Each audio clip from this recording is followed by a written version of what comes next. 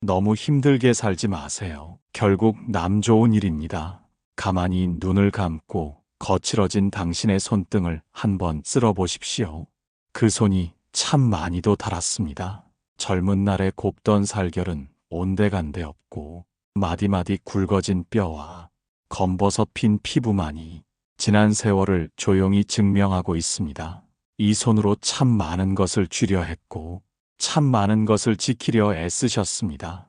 새벽부터 밤늦게까지 등골이 휘어지는 줄도 모르고 그저 내 식구들 배골치 않게 하려고 남들보다 뒤처지지 않게 살려고 숨이 턱 끝까지 차오르도록 달리셨습니다. 그렇게 치열하게 살면 언젠가는 보상받을 날이 올 줄 알았습니다. 고생 끝에 낙이 온다는 옛말 하나만 믿고 당신의 몸이 부서지는 소리는 애써 외면하며 그렇게 묵묵히 버텨오셨습니다. 하지만 지금 당신의 곁에 무엇이 남아 있습니까? 자식들 다 키워 떠나보내고 직장에서 은퇴하고 치열했던 전쟁터에서 물러나 덩그러니 혼자 남은 방 안에서 혹시 허전함을 느끼지는 않으십니까? 거울 속에 비친 낯선 노인의 얼굴을 마주하며 이게 정말 나인가 싶어 가슴 한구석이 서늘해지지는 않으십니까? 우리는 너무 열심히 살았습니다. 아니, 너무 힘들게 살았습니다. 착한 사람 소리 듣고 싶어서 싫은 소리 한마디 못하고 꾹꾹 삼키고 남들에게 폐 끼치지 않으려고 아픈 몸 이끌고 억지로 웃어 보였습니다. 내가 조금 손해보면 모두가 편안해질 거라 믿으며 바보처럼 헌신했습니다. 그런데 돌아보니 어떻습니까? 당신이 그토록 아끼고 챙겨주었던 사람들이 당신의 그 헌신을 얼마나 기억하고 있습니까? 당신이 배를 골아가며 맛있는 것을 양보했을 때 그들은 그것을 당연하게 여겼을지도 모릅니다. 당신이 잠을 줄여가며 그들의 편의를 봐주었을 때 그들은 당신의 건강 따위는 안중에도 없었을지도 모릅니다.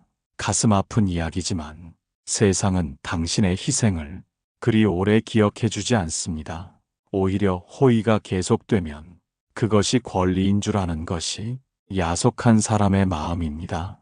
촛불은 제 몸을 태워 주위를 밝히지만 결국 남는 것은 녹아내린 촛농뿐입니다. 지금 당신의 모습이 혹시 그 다 타버린 촛농 같지는 않으십니까? 누구를 위해 그리도 애쓰셨습니까? 무엇을 얻기 위해 단 하나뿐인 당신의 귀한 몸을 그토록 혹사시키셨습니까? 이제는 아셔야 합니다. 당신이 쓰러지면 세상은 잠시 슬퍼할지 몰라도 결국은 아무 일 없었다는 듯 잘만 돌아갑니다. 남 좋은 일 시키느라 정작 당신 자신은 돌보지 못했다면 그것만큼 억울하고 원통한 일이 어디 있겠습니까? 인생은 잠시 머물다 가는 소풍이라는데 소풍 온 사람이 풍경을 즐기지도 못하고 남들이 먹고 남긴 쓰레기만 줍다가 간다면 그 소풍이 얼마나 허망하겠습니까? 오늘 이 시간 저는 당신에게 이제 그만 애쓰라는 말씀을 드리고 싶습니다. 착한 사람, 부지런한 사람, 희생하는 사람이라는 멍에를 벗어던지고 이제는 오직 당신 자신만을 위해 숨을 쉬라고 말씀드리고 싶습니다. 지난날의 고생을 부정하는 것이 아닙니다. 당신의 땀방울이 헛되었다고 비난하는 것도 아닙니다. 다만 이제는 그 무거운 짐을 내려놓을 때가 되었다는 자연의 신호를 알려드리는 것입니다. 무릎이 시큰거리고 눈이 침침해지고 자꾸만 깜빡깜빡 잊어버리는 것은 이제 제발 좀 쉬라는 당신의 몸이 보내는 간절한 구조 신호입니다. 그 신호를 더 이상 무시하지 마십시오. 남을 위해 사는 삶은 이제 충분히 하셨습니다. 더 이상 힘들게 살지 마십시오. 애쓰지 않아도 당신은 이미 충분히 귀한 사람입니다. 이제 저와 함께 당신의 지친 마음을 어루만지고 남은 생을 온전히 나를 위해 살아가는 지혜를 하나씩 나누어 봅시다. 준비되셨습니까? 그럼 무거운 마음의 짐을 이곳에 잠시 내려놓으십시오. 제1부 남을 위한 희생 지나고 나면 아무도 기억하지 않는다. 우리는 어릴 적부터 참는 것이 미덕이라고 배웠습니다. 참을 인자 셋이면 살인도 면한다는 말을 금과 옥조처럼 여기며 살았습니다. 그래서 억울한 일이 있어도 꾹 참고 하고 싶은 말이 목구멍까지 차올라도 침 한 번 꿀꺽 삼키며 넘겼습니다. 내가 조금 더 움직이고 내가 조금 더 손해보면 집안이 조용하고 세상이 평화로울 거라 믿었기 때문입니다. 그런데 살다 보니 어떻습니까? 정말 참는 자에게 복이 오던가요? 아닙니다. 참는 자에게 오는 것은 복이 아니라 화병뿐이었습니다. 가슴은 답답하고 명치는 꽉 막힌 듯 아픈데 병원에 가도 딱히 병명이 나오지 않는 그 고통, 그게 다 우리가 너무 참아서 생긴 병입니다. 더 기가 막힌 것은 세상 사람들의 태도입니다. 내가 허리를 굽히고 맞춰주면 상대방도 고마워하며 나를 존중해 줄 줄 알았습니다. 하지만 현실은 잔인합니다. 내가 몸을 낮추어 바닥이 되어주니 사람들은 나를 딛고 올라서려 합니다. 고마워하기는커녕 왜 더 평평하지 않냐고 불평을 해댑니다. 길가에 놓인 돌멩이를 보십시오. 모난 돌이 정 맞는다는 말이 무서워 우리는 둥글둥글하게 살려고 애썼습니다. 그런데 둥근 돌은 사람들이 발로 툭툭 차고 지나갑니다. 오히려 뾰족하고 거친 돌은 다칠까봐 피해갑니다. 사람 마음이 참 간사합니다. 10번을 잘해주다가도 단 한 번 거절하면 그 사람을 나쁜 사람이라 욕합니다. 그동안 베풀었던 9번의 은혜는 온데간데 없이 사라지고 마지막 한 번의 서운함만 기억하는 것이 대부분의 인간관계입니다. 가족이라고 다를까요? 평생을 바쳐 뒷바라지했습니다. 맛있는 반찬은 남편과 자식 앞으로 밀어놓고 나는 쉰 김치에 물 말아 먹으며 살았습니다. 좋은 옷은 자식들 입히고 나는 유행지난 헌옷을 기워 입었습니다. 처음에는 고마워했을지도 모릅니다. 하지만 시간이 지나면 어머니는 원래 그런 사람, 아버지는 원래 희생하는 사람이라고 단정 짓습니다. 당신의 희생이 습관이 되는 순간 그것은 더 이상 감사의 대상이 아니라 당연한 권리가 되어버립니다. 이제 인정해야 합니다. 지나친 희생은 독입니다. 나를 죽이고 남을 살리는 것은 자비가 아니라 미련함입니다. 부처님께서도 말씀하셨습니다. 나 자신을 사랑하지 못하는 자는 남을 사랑할 자격도 없다 하셨습니다. 내가 행복해야 내 주변도 밝아지는 법입니다. 내가 썩어가면서 거름이 되어주려 하지 마십시오. 당신은 거름이 아니라 그 자체로 피어나야 할 꽃입니다. 남들이 나를 기억해 주길 바라는 마음으로 내 살을 깎아먹이는 일은 이제 멈추셔야 합니다. 나중에 내가 이만큼 해줬는데 어떻게 나한테 이럴 수 있냐고 피눈물 흘리며 원망해봤자 돌아오는 것은 공허한 메아리뿐입니다. 사람들은 지나간 배려를 기억하지 않습니다. 지금 당장 내 손에 쥐어지는 이익만 볼 뿐입니다.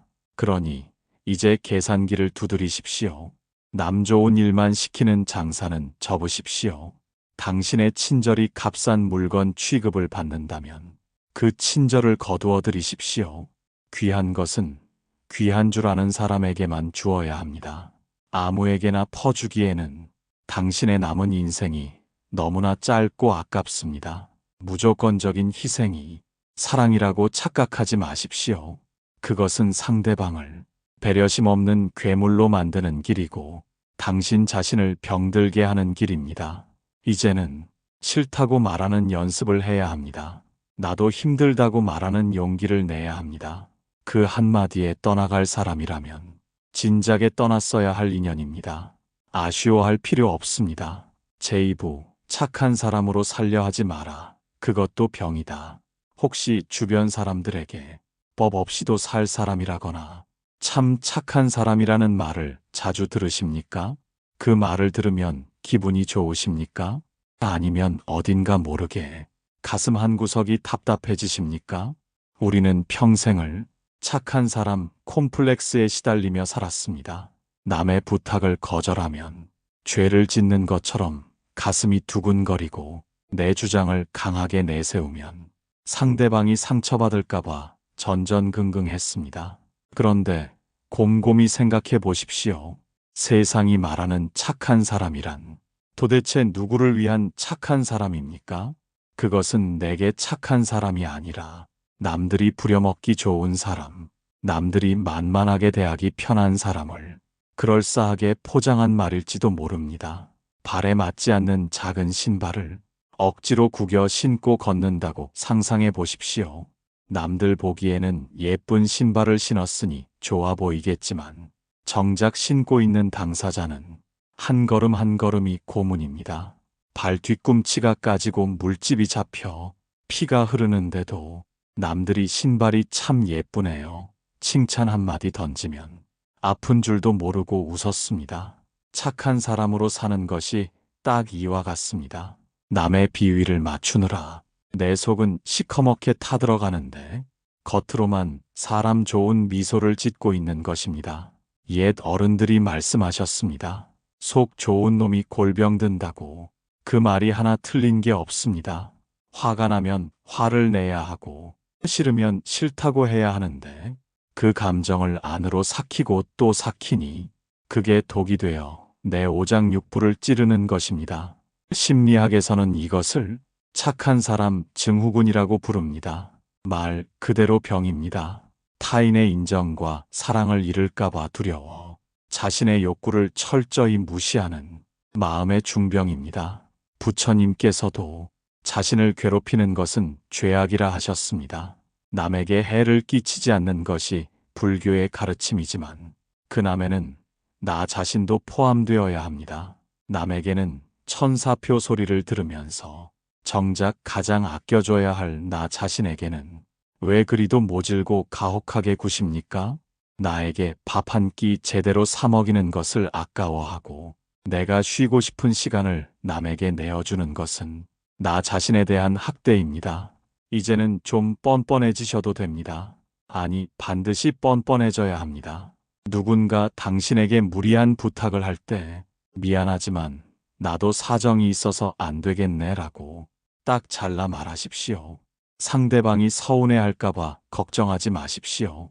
그 서운함은 그 사람의 몫이지 당신이 짊어져야 할 짐이 아닙니다. 거절한다고 해서 당신을 떠날 사람이라면 그는 당신을 좋아한 것이 아니라 당신의 이용 가치를 좋아한 것뿐입니다. 욕 좀 먹으면 어떻습니까? 오히려 남의 눈치 보지 않고 내 멋대로 사는 사람들을 보십시오. 그들이 더 건강하고 활기차게 잘 살지 않습니까? 남들에게 나쁜 사람이라는 소리를 듣더라도 나 자신에게 좋은 사람이 되는 것이 100번 낫습니다. 남들의 평가는 바람과 같습니다.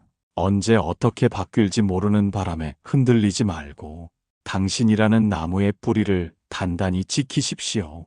착한 사람이라는 가면을 벗어던질 때 비로소 우리는 자유로워집니다. 숨통이 트이고 진짜 내 인생이 보이기 시작합니다.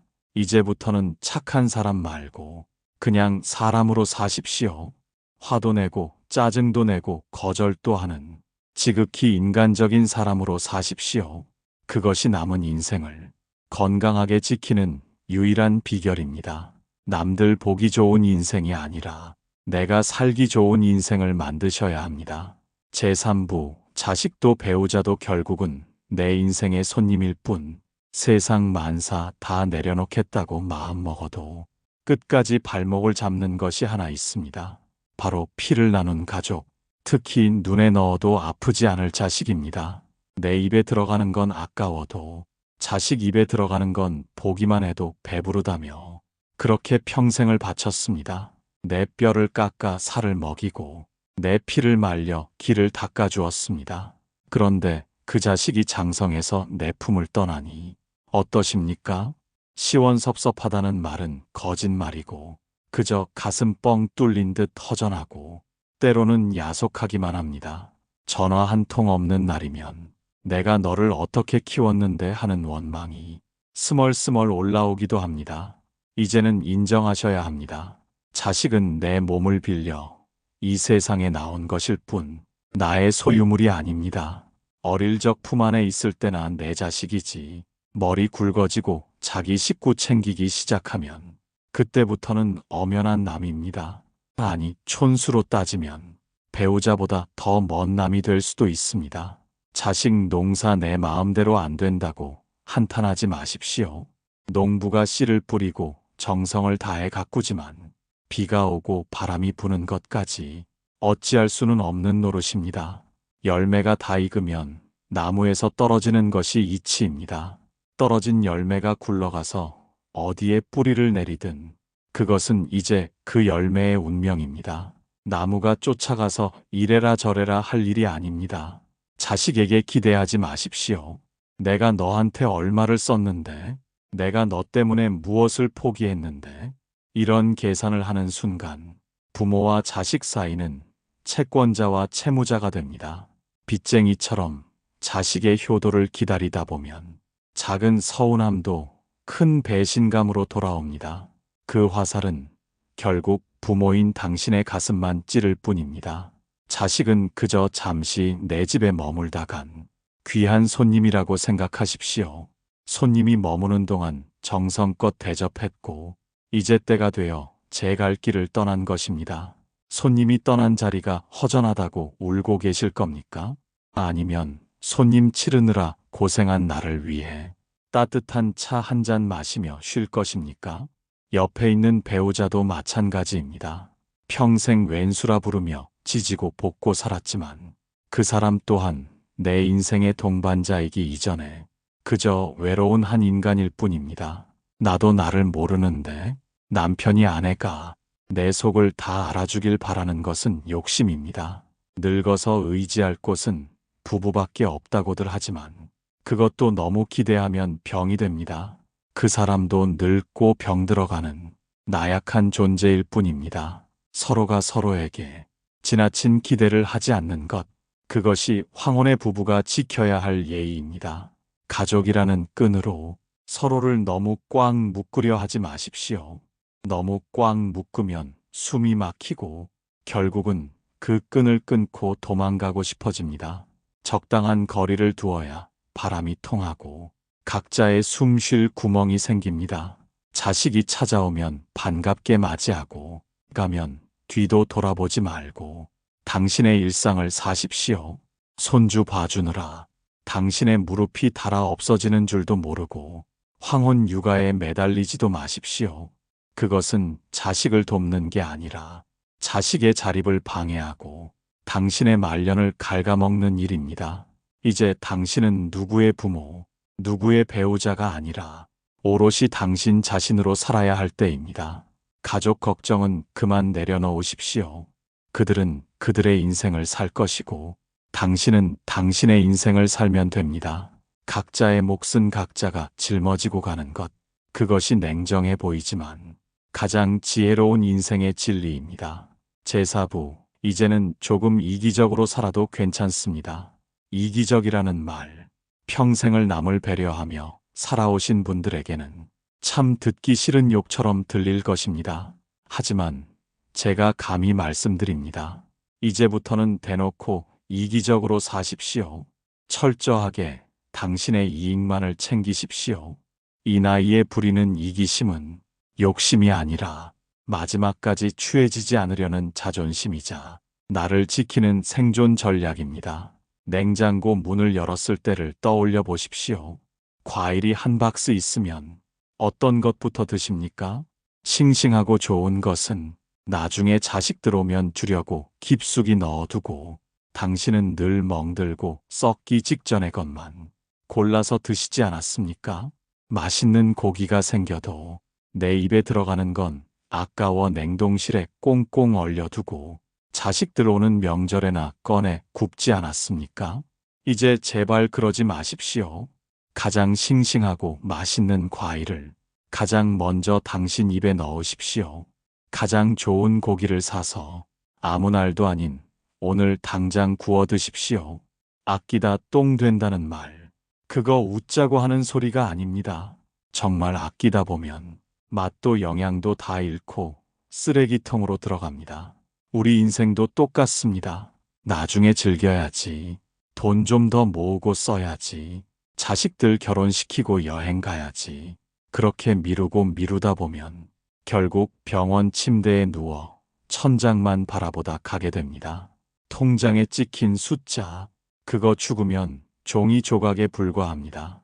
쓰지 않는 돈은 내 돈이 아닙니다. 써야 비로소 내 돈이 됩니다. 평생 안 입고 안 먹고 모은 돈, 당신이 쓰지 않으면 누가 쓰겠습니까? 자식들이 그 돈 보면서 우리 부모님 참 알뜰하게 사셨다며 존경할 것 같습니까? 아니요. 서로 더 가져가겠다고 싸움이나 안 나면 다행입니다. 수위에는 주머니가 없다고 했습니다. 갈 때 빈손으로 가는 것이 인생인데 무엇을 그리 움켜쥐고 벌벌 떠십니까? 시장에 가서 10,000원짜리 티셔츠 하나 사는 것도 벌벌 떨면서 자식에게는 수십만 원 용돈 척척 주셨지요. 이제는 그 돈으로 당신 옷을 사 입으십시오. 화사한 색깔의 옷도 입어보고 비싼 신발도 신어보십시오. 늙어서 주책이라고요. 누가 뭐라 하든 신경 끄십시오. 내 돈 내고 내가 꾸미겠다는데 누가 감히 손가락질을 합니까? 나를 위해 돈을 쓰는 즐거움을 느끼셔야 합니다. 그것이 당신의 자존감을 높여주고 늙어가는 당신의 일상에 생기를 불어넣어줍니다. 남을 대접하는 데는 도사면서 왜 정작 이 세상에서 가장 귀한 손님인 당신 자신은 푸대접하십니까? 오늘부터는 연습하셔야 합니다. 메뉴를 고를 때도 남들이 뭐 먹나 눈치 보지 말고 가장 비싸고 맛있는 것을 시키십시오. 몸이 피곤하면 집안일이고 뭐고 다 팽개치고 하루 종일 늘어지게 주무십시오. 그래도 세상 안 무너집니다. 조금 뻔뻔하게, 조금은 욕심 사납게 구셔도 됩니다. 평생을 퍼주며 사신 당신에게는 그럴 자격이 차고도 넘칩니다. 나를 위해 사는 것이 결국은 남에게 폐를 끼치지 않는 길입니다. 내가 건강하고 내가 행복해야 자식들에게도 짐이 되지 않습니다. 그러니 오늘 당장 당신을 위해 지갑을 여십시오. 당신을 위해 시간을 쓰십시오. 그것이 남은 생을 가장 화려하고 아름답게 장식하는 방법입니다. 제오부, 억지로 인연을 붙잡지 마라. 떠날 사람은 떠나게 두라. 전화기가 하루 종일 울리지 않아 수시로 확인해 본 적 있으십니까? 혹시 고장난 건 아닌가 싶어 괜히 만지작거려 본 적은 없으십니까? 나이가 들면 그 많던 인연들이 썰물처럼 빠져나갑니다. 북적이던 집안은 조용해지고 술잔을 기울이던 친구들도 하나둘 소식이 끊기거나 세상을 등집니다. 그 적막함이 두려워 자꾸만 지나간 인연의 옷자락을 붙잡으려 합니다. 별로 할 말도 없으면서 전화를 걸어보고 만나봤자 속만 상하는 모임에 꾸역꾸역 나가기도 합니다. 인연에도 유통기한이 있습니다. 시절 인연이라는 말이 있듯이 그 시절에 필요해서 만났던 사람은 그 시절이 지나면 자연스럽게 멀어지는 것이 이치입니다. 가을이 되면 나무가 잎을 떨구는 것을 보십시오. 나무가 그 잎사귀들이 아깝다고 가지 끝에 본드로 붙여놓으려 하던가요? 아닙니다. 미련 없이 털어냅니다. 그래야 나무가 겨울을 나고 내년 봄에 새순을 틔울 수 있기 때문입니다. 사람 관계도 가지치기가 필요합니다. 나를 힘들게 하는 사람, 만나면 자기 자랑만 늘어놓는 사람, 내 에너지를 갉아먹는 사람들을 이제는 과감하게 정리해야 합니다. 오래된 친구라고 다 좋은 친구가 아닙니다. 묵은 장맛은 좋을지 몰라도 묵은 감정 찌꺼기만 쌓인 관계는 악취만 풍길 뿐입니다. 떠날 사람이 떠나는 것은 당신의 잘못이 아닙니다. 그저 인연의 수명이 다한 것뿐입니다. 그걸 붙잡으려고 애쓰는 것은 이미 시든 꽃에 물을 주는 것과 같습니다. 혼자 남는 것을 두려워하지 마십시오.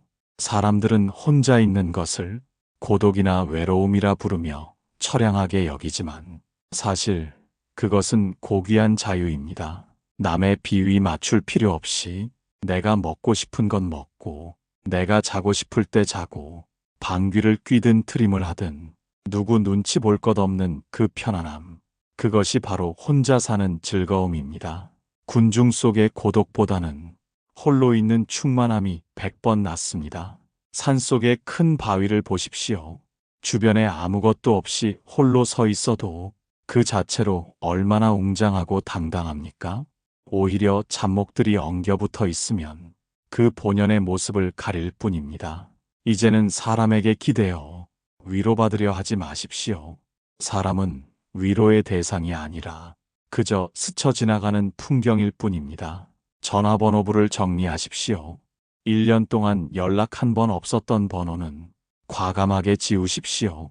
그 빈자리를 사람으로 채우려 하지 말고 당신이 좋아하는 노래, 당신이 좋아하는 산책, 당신이 좋아하는 차 한 잔의 향기로 채우십시오. 진정한 어른은 혼자 있을 때 비로소 완성됩니다. 남에게 휘둘리지 않고 오롯이 나 자신과 마주하는 그 시간이 당신의 영혼을 가장 맑게 닦아주는 시간입니다. 지금 당신 곁에 아무도 없다면 슬퍼할 일이 아니라 축하할 일입니다. 이제야말로 오직 당신만을 위한 진짜 인생이 시작된 것이니 말입니다. 고요함을 즐기십시오.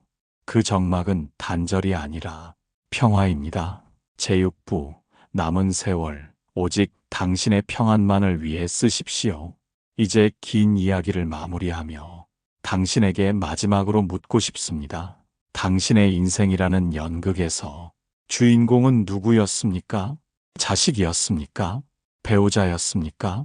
아니면 남들의 시선이었습니까?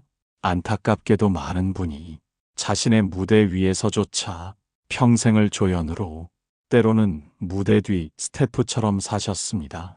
하지만 이제 막이 내리기 전 마지막 하이라이트가 남았습니다. 이 시간만큼은 반드시 당신이 주인공이 되어야 합니다. 지난날의 회한이나 앞으로의 걱정 따위는 개나 줘버리십시오. 어제는 부도난 수표요. 내일은 약속어음이지만 오늘은 당장 쓸 수 있는 현찰이라 했습니다. 지금 당신의 코끝을 스치는 바람, 당신의 입안에 감도는 차 한 잔의 맛, 그 생생한 감각만이 진짜 당신의 삶입니다. 남은 세월이 얼마일지는 아무도 모릅니다. 그렇기에 더더욱 남을 위해 낭비할 시간이 없습니다. 오늘 하루를 마치 내 인생의 마지막 날인 것처럼 정성스럽게 대접하십시오. 좋은 옷을 아껴두지 말고 꺼내 입고 가고 싶은 곳이 있다면 지팡이를 짚고서라도 나서십시오. 누가 당신에게 그 나이에 뭘 하려고 하느냐 묻거든 그냥 웃어 넘기십시오. 내 인생 내가 즐기는데 이유 따위는 필요 없습니다. 부처님 말씀에 과거에 매달리지 말고 미래를 기다리지도 말고 오직 현재에 머물라 하셨습니다. 지금 이 순간 당신이 편안하면 그것이 극락이고 당신이 괴로우면 그것이 지옥입니다. 굳이 먼 절을 찾고 교회를 찾지 않아도 당신의 마음이 편안해지는 그곳이 가장 거룩한 성전입니다. 부디 부탁드립니다. 더 이상 애쓰지 마십시오. 더 이상 참지 마십시오. 더 이상 착한 사람으로 남으려 하지 마십시오. 당신은 이미 충분히 고생했습니다. 당신은 이미 넘치도록 베풀었습니다. 이제는 그 손을 거두고 당신의 지친 어깨를 스스로 토닥여줄 차례입니다. 거울을 한번 보십시오. 그리고 그 안에 있는 늙고 지친 노인에게 따뜻하게 말해주십시오. 고생했다. 정말 욕봤다. 이제는 너 하고 싶은 대로 다 하고 살아라. 그 한마디가 그 어떤 명의의 처방보다 당신을 살리게 할 것입니다. 해가 지는 노을이 아름다운 이유는 곧 사라지기 때문이 아닙니다. 자신의 모든 색을 남김없이 태우며 가장 화려하게 물들기 때문입니다. 당신의 황혼도 저 노을처럼 남의 눈치 보지 말고 붉고 찬란하게 타오르기를 바랍니다. 남 좋은 일은 이제 그만. 오직 당신 좋은 일만 하십시오. 그래야 나중에 눈 감을 때 그래도 내 인생 참 재미있었다 하며 웃으며 떠날 수 있지 않겠습니까? 오늘 제 이야기가 당신의 무거운 짐을 조금이라도 덜어드렸기를 바랍니다.